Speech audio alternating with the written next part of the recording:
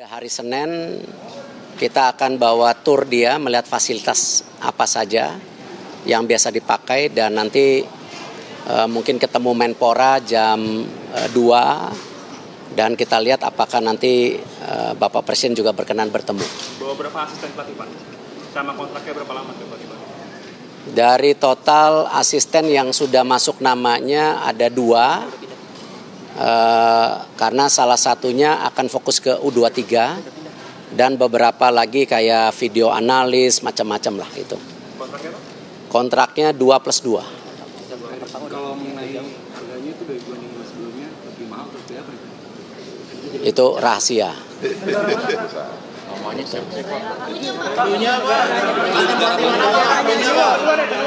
Kenapa? Benuanya Eropa. Negaranya Belanda. Mantan pemainnya Pak. Apa? Rekornya bagus. Pernah melatih di mana aja, Pak? Pernah melatih yang ini Pak? Ya mungkin pernah melatih yang ini kan lagi nganggur tuh, Pak. Terakhir pelatih ke Belanda Berarti kalau asisten pelatih yang buat U23 berarti dipastikan asisten pelatih timnas U23 kita asing Pak ya? Pelatih timnas U23 kita asing apa lokal? Iya, asing. Tetap asing. Tapi dealnya di komposisi tim senior saya boleh menempatkan 2 pelatih dari Indonesia untuk tentu belajar. Untuk di U23 mayoritas nanti dari Indonesia. Siapa tuh Pak? Dua itu siapa Pak? Ya belum ini belum duduk. Kalau pelatih yang berdarah Indonesia juga Pak? Kenapa? Berdarah Indonesia juga atau tidak? Yang mana? Yang baru Pak? Enggak ada. Pernah ngelatih klub Belanda. Kenapa? Pernah ngelatih klub Belanda. Mau tahu aja. Nanti tanggal 12, tanggal 11 malam datang, tanggal 12 kalian bisa interview. Inisial aja Pak. Tapi serame ini ya interviewnya ya. Ada punya Pak pelatih baru apa leadership di tim kayak Panennya jauh di belakang. memberikan Ya kita banyak diskusi dengan semua pihak lah, termasuk mungkin beberapa berita yang bocor di media Eropa karena saya juga waktu evaluasi tanya banyak pihak seperti apa pandangannya, rupanya ya mungkin jadi ada kebocoran ya bicara dengan media Eropa sehingga ya ada berita-berita seperti itu gitu. Seberapa yakin Pak pelatih baru membawa improvisasi buat timnas kali ini? Ya semuanya itu kan tadi berdasarkan 3. 1 programnya benar, konsisten, pelatihnya juga bagus, kualitas pemainnya juga harus bagus. Itu semua ketiga yang tidak bisa terpisahkan. Kalau cuman programnya bagus, pelatihnya nggak bagus, pemainnya nggak bagus ya nggak sampai. Berarti cukup yakin ya Pak bisa Kenapa? membawa improvisasi untuk timnas? Ya harus semua yang kita lakukan juga untuk kebaikan timnas karena tadi saya sampaikan kan ini timnas bukan masalah saya, masalah PSSI, masalah pelatih, tapi ini kan untuk bangsa kita gitu. Jadi nggak ada personal itu lebih tinggi dari timnas, semuanya harus timnas yang tertinggi gitu. Kenapa Belanda Pak? Kenapa pelatihnya dari Belanda? Ya banyak pilihan, bisa Itali, bisa Spanyol, tapi kan tentu dengan jeda 2,5 bulan kita harus berusaha menjaga dinamika yang ada selama ini mengenai kultur, mengenai komunikasi, ini yang harus kita jaga, ini yang menjadi pertimbangannya tentu. Pak pelatih baru pernah melatih pemain kita Pak, salah satu pemain kita. Saya nggak tahu, mungkin bisa ditanyakan nanti. Tapi Pak, apa sih yang jadi pertimbangan terbesar begitu kenapa pelatih baru ini yang dipilih? Apakah memang karena sekarang udah banyak pemain naturalisasi kita atau pemain keturunannya dari Belanda begitu Pak? Kita tidak pernah membeda-bedakan antara pemain naturalisasi dengan pemain Indonesia. Ya kita lihat sama saja, tetapi tentu masalah komunikasi, masalah taktikal itu kan hal-hal yang kita evaluasi. Pak, apakah sudah pelatih baru sama mungkin pemain-pemain kita yang di Eropa ya apakah sudah mulai? Saya nggak tahu, kan mungkin sejak hari ini dan karena udah tanda tangan mungkin saya bebaskan untuk berkomunikasi. Tapi tanggal 11 malam rencana pelatih baru juga akan bertemu beberapa pemain kita yang berlaga di Liga 1 yang kebetulan memang ada di sini gitu. Pak, di negara ASEAN atau Asia udah ada yang berminat sama STI nggak sih pasca STI itu menerima PHK? Saya nggak tahu. Pak, tambahan Pak. Sekarang kan banyak request dari STI ya. Apakah pelatih yang baru ada request pemain baru? Pemain sekarang request dari STY. Maksudnya rekomendasi dari STI? Saya nggak bisa jawab, mungkin media lebih ngerti dari saya. Pak, tambahan dong Pak, Oli Romney sekarang udah gabung di Oxford, tanggapannya dong Pak. Ya, kebetulan Oxford juga memerlukan striker. Kemarin Mark Harris bagus, tetapi kalau kemarin dia cedera di menit ke-10, artinya pelapisan daripada striker itu diperlukan di Oxford United. Nah, tentu untuk berikutnya kita lihat saja nanti. Ini jadi jalan bagus nggak sih Pak buat Marcelino dan Ole buat jalin komunikasi lebih baik buat nanti di timnas begitu? Ya, bisa aja, karena penting sekali para pemain kita yang berlaga di luar negeri mendapat kesempatan bermain kan.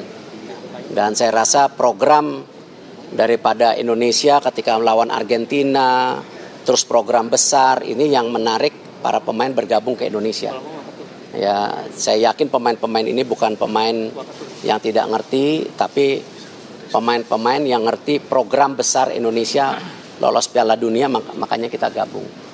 Pak, akan ada perpisahan ST dengan pemain-pemain nggak? Atau mungkin farewell dengan PSSI? Saya nggak tahu. Tapi bakal ada nggak Pak? Saya nggak tahu. Pak Erik, Presiden Pak bicara timnas senior itu kan pasti tentunya kita targetkan hasil dan bisa. Mungkin apa yang dibebankan federasi terhadap pelatih ini? Sama, bahwa ini ada target jangka menengah, jangka panjang, ya kita harus committed to the target gitu. Jangka pendeknya apa tuh Pak? Ya ini ada Piala Dunia. Lolos. Iya. Pak Erik, Presiden FIFA Gianni rencana ketemu sama Presiden Prabowo kapan? Belum. Nanti kita lihat perjalanan. Sudah cukup ya? Cukup. Terima kasih Bapak. Terima kasih Bang Arya.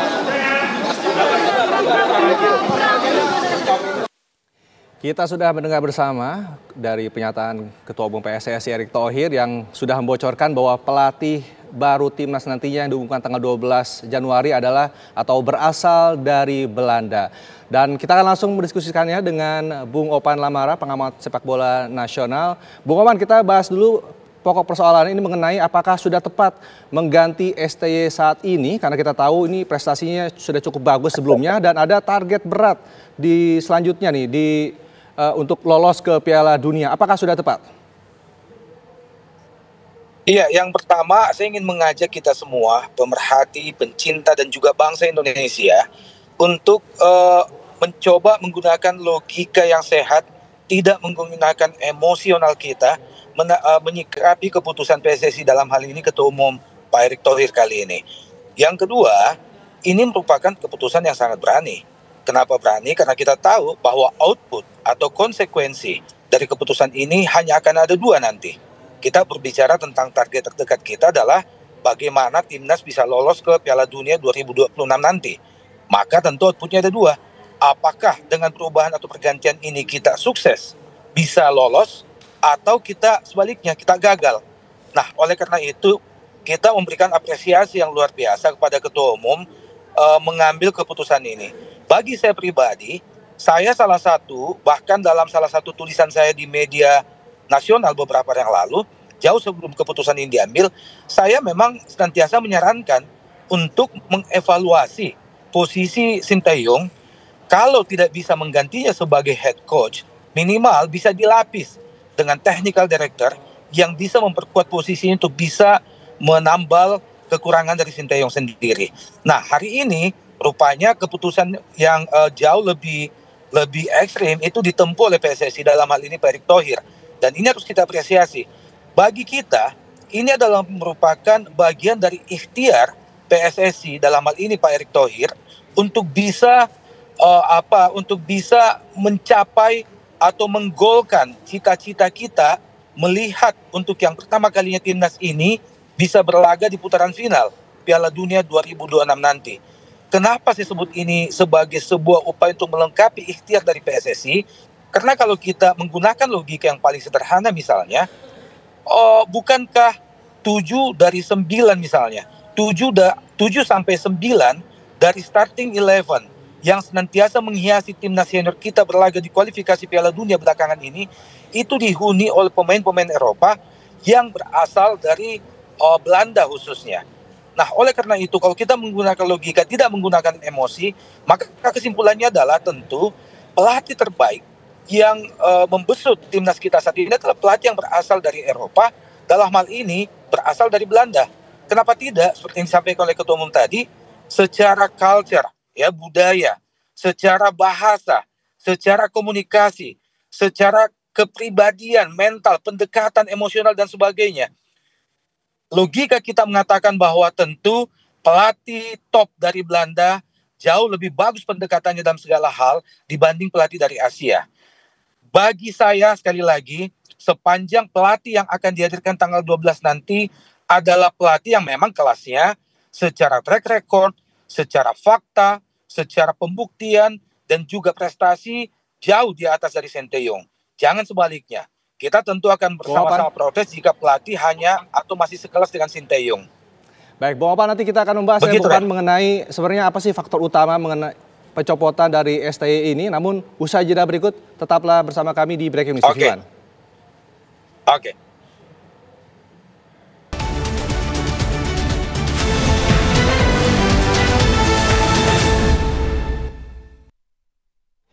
Pemirsa, mulai hari ini Sinteyong sudah resmi tidak lagi sebagai pelatih timnas Indonesia. Lantas apakah atau apa faktor dibalik pertimbangan-pertimbangan dalam pemberhentian dari STY? Kita akan tanyakan kepada Bung Ovan Lamara. Bung Ovan, masih bersama kami, Bung Ovan? Ya, siap. Ya, Bung Ovan, Anda menilainya atau menganalisa apakah atau apa saja faktor dari pemberhentian STY ini? Ya, tadi sempat ada secara eksplisit disampaikan oleh Ketua Umum bahwa salah satunya yang agak mengganjal antara hubungan Sinteyong dengan pemain adalah dari sisi komunikasi atau faktor bahasa. Kedua, culture atau budaya. Nah, terlepas dari itu, begini nih, sebagai apa yang saya amati selama ini adalah, ini kan proyek yang target utamanya adalah meloloskan timnas Indonesia ke Piala Dunia 2026. Nah, pertanyaannya adalah, mana yang paling ideal jika tim yang dihuni sebagian besar oleh pemain naturalisasi dari Belanda ini dilatih oleh pelatih Asia, atau pelatih yang punya track record sangat bagus yang asalnya dari Belanda? Tentu kalau kita menggunakan logika sehat ya jawabannya adalah pelatih top, pelatih dengan track record yang sudah terbukti dan berasal dari Belanda. Itu yang pertama. Yang kedua, kalau kita melihat, sebutlah misalnya begini, selama ini timnas memang saat ini masih bertengger di posisi kedua. Tapi posisi kita ini kita raih dengan dalam situasi di mana kita senantiasa deg-degan setiap menyaksikan timnas berlaga, ya. Perubahan atau gonta-ganti pemain, starting 11 yang tidak pernah tetap atau selalu berubah dari satu laga ke laga yang lain. Kemudian perubahan posisi pemain. Kemudian kita kalah pada saat kita berharap meraih poin penuh di Bahrain dan juga di Cina. Kita minim di situ. Ini semua membuat kita agak berada di deg-degan dalam melihat atau menunggu. Baik, nah, kemudian masih ada 4 laga tersisa yang akan kita hadapi yang mana Cina kita dengar melakukan persiapan yang luar biasa, merekrut pemain naturalisasi beberapa orang, kemudian Bahrain kemarin juga memberikan pembuktian juara di Gulf di Piala Teluk. Nah, pesaing-pesaing kita ini melakukan ikhtiar memperbaiki upaya mereka dengan sangat maksimal. Sementara kita belum. Ya, silakan. Bung Opan, kita menangkap apa saja faktor yang menjadi PSSI untuk memberhentikan dari Sinteyong, dan kita juga sudah terhubung dengan Pak Raim Sukasa, tokoh sepak bola nasional. Pak Raim, selamat siang. Selamat siang. Baik. Pak Raim, Anda sendiri menilainya seperti apa terhadap keputusan dari PSSI untuk memberhentikan STY saat ini? Iya, saya barusan lihat di TV ada wawancara dengan Pak Ketua. Saya kaget juga mendengar Sinteyong diganti. Ini kan udah mau melanjutkan World Cup beberapa minggu lagi, beberapa bulan lagi. Jadi nggak tepat waktunya untuk mengganti pelatih. Nggak gampang ganti pelatih, meskipun diganti pelatih paling top pun Nggak gampang dalam 1-2 bulan dia bisa ngangkat tim tuh nggak gampang. Di dunia ini nggak ada pelatih datang langsung berhasil, nggak ada. Lihat aja pelatih Manchester United yang dari Portugal, hebat di Portugal, masuk MU, kalah terus MU karena dia butuh waktu untuk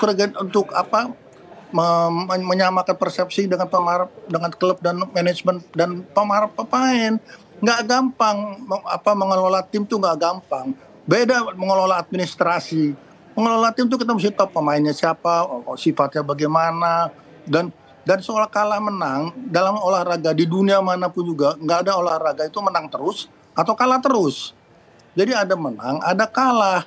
Jadi ada waktunya juga kita berhasil dan tidak berhasil.